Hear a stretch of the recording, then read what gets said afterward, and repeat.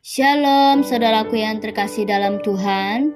Pada kesempatan hari ini kita akan merenungkan firman Tuhan yang terdapat dalam Kejadian 41 ayat 37 sampai 57 dengan tema berhikmat menghadapi masa sulit.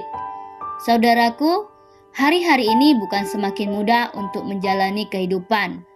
Namun ada begitu banyak kesulitan-kesulitan yang kita alami.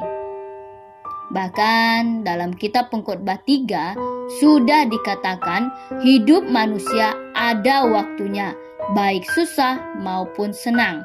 Namun pada saat ini kita sedang dalam masa yang sulit, sesuai firman Tuhan yang terdapat dalam Efesus 5 ayat 16, bahwa hari-hari ini adalah jahat.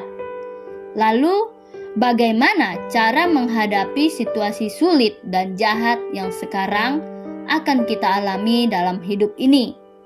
Saudaraku yang terkasih, karena hari-hari ini adalah masa yang sulit dan jahat, oleh karena itu perlu berhikmat.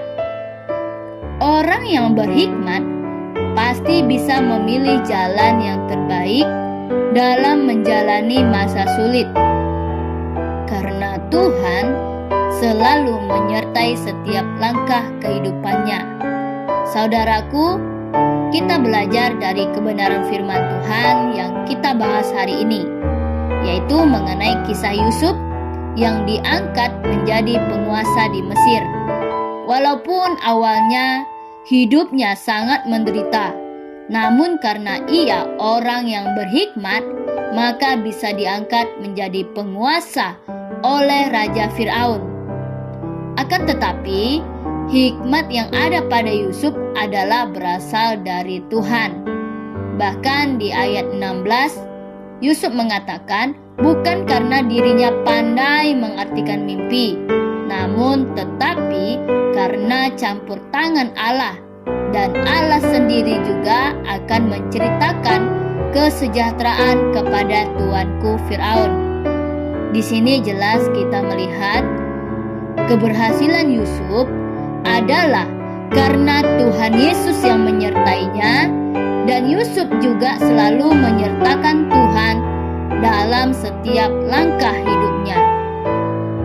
Saudaraku yang terkasih, marilah kita mencontohi Yusuf, orang yang berhikmat dalam menghadapi masa sulit.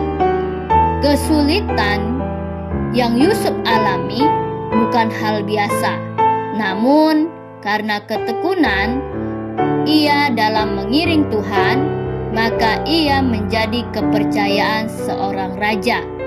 Bahkan di balik kepercayaan seorang raja dan membuat ia menjadi penguasa di Mesir, maka ia bisa berjumpa dengan keluarganya.